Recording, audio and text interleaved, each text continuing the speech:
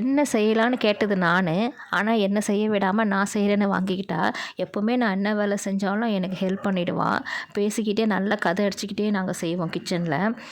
காய் வதக்கிறது, டேஸ்ட்டு பார்க்குறது, மிளகாத்தூள் போடுறது, உப்பு போடுறது, அதெல்லாம் அந்த அம்மாவுக்கு ரொம்ப பிடிக்கும்.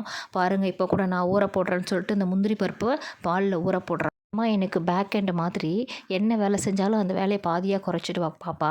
மளிகை கடைக்கு, பால் கடைக்கு போனால் கூட வாங்கின பொருளுங்களாம் கரெக்டாக இருக்கான்னு பார்த்து பேக்கில் எடுத்து வைப்பாள். சேஞ்சு கொடுத்தா கூட சரியாக இருக்கான்னு பார்த்து சொல்லுவாள். இப்படி சொல்லிகிட்டே போகலாம். ஆனால் இப்போ டைம் இல்லை நம்மளுக்கு. வாங்க நம்ம வீடியோ கொடுக்கலாம். கடாயில் எண்ணெய் ஊற்றிட்டு மஞ்சத்தூள், மிளகாத்தூள், லைட்டாக உப்பு போட்டு நம்ம கட் பண்ணி வச்ச பன்னீரை சேர்த்து நல்லா ஃப்ரை பண்ணிவிடுவோம். கொஞ்சம் ஃப்ரை பண்ணி எடுக்கும் போது பன்னீர் நம்ம சாப்பிடும்போது நல்லா டேஸ்ட்டாக இருக்கும். இதை நம்ம தனியாக எடுத்து வச்சிடலாம். இப்போ அதே கடாயில் லைட்டாக எண்ணெய் ஊற்றிட்டு பட்டை, லவங்கம், ஒரு 3 வெங்காயம், 2 தக்காளி, இஞ்சி பூண்டு இதெல்லாம் சேர்த்து வதக்கிடலாம். லைட்டாக உப்பும் சேர்த்தா கொஞ்சம் சீக்கிரம் வதங்கும். இதெல்லாம் வதக்கி தனியாக ஆற வச்சிடலாம். மிக்சியில் அரைக்கணும், அதனால் ஒரு பக்கமாக எடுத்து வச்சிடலாம் அரைக்கிறதுக்கு. நல்லா ஆறி இருக்குது. இப்போ மிக்சியில் எல்லாம் ஒன்றா சேர்த்து நல்லா பேஸ்ட் மாதிரி அரைச்சி எடுத்துக்க வேண்டியது தான்.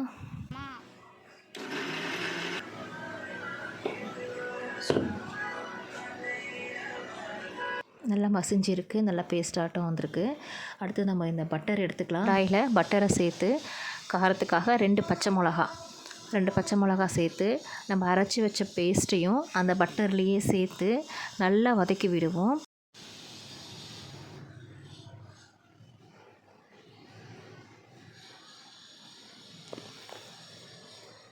வதக்கிட்டு ஒரு 1½ ஸ்பூன் மிளகாத்தூள் போட்டால் போதும். ஏன்னா இது ரொம்ப காரமாயிடும்.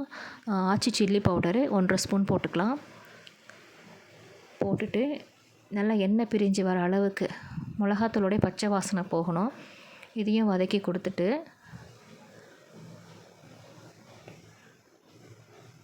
நல்ல வாசனை வரும், நல்லா வதங்கணும். இது வதங்கின பிறகு நம்ம மிக்சியில் கொஞ்சம் இருக்குது இல்லைங்களா, அதில் மிக்சி கழுவு தண்ணியை கொஞ்சம் சேர்த்துக்கலாம். டேஸ்ட்டு, உப்பு, காரம் எல்லாம் கரெக்டாக இருக்குது. லைட்டாக உப்பு வேணும்னா கொஞ்சம் ஆட் பண்ணிக்கலாம், நம்ம நல்லாயிருக்கும்.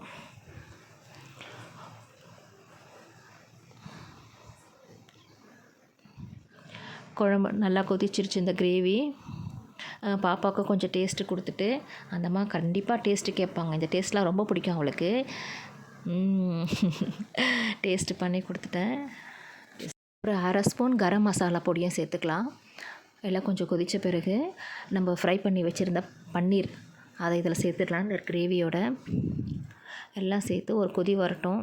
லைட்டாக கலரெல்லாம், ஏன்னா அந்த பன்னீர் வந்து உதிர்ந்துட போகுது. ஃப்ரை பண்ணி வச்சுருக்கோம், உதிராது. ஏற்கனவே பாலில் முந்திரி ஊற வச்சுருக்கோம், அது நல்லா ஊறி இருக்கும். அதை நம்ம பேஸ்ட்டாக அரைச்சிக்கலாம். திக்காக இருந்தால் போதும். ஏன்னா இந்த ஃப்ரெஷ் க்ரீம் ஊற்றினா நல்லாயிருக்கும். ஃப்ரெஷ் க்ரீம் இல்லாதப்போ இந்த முந்திரியை நம்ம ஆட் பண்ணிக்கலாம். இந்த முந்திரி பருப்பு நல்லா ஊறி இருக்குது. ஒரு மிக்சி ஜாரில் மாற்றி நம்ம அதை அரைச்சி எடுத்துக்க வேண்டியது தான்.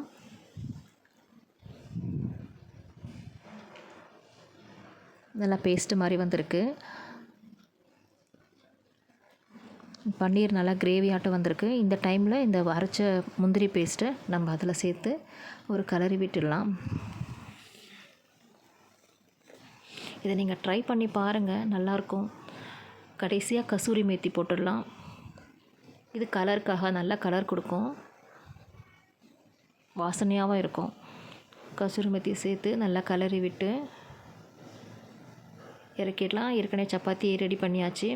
2 சப்பாத்தி.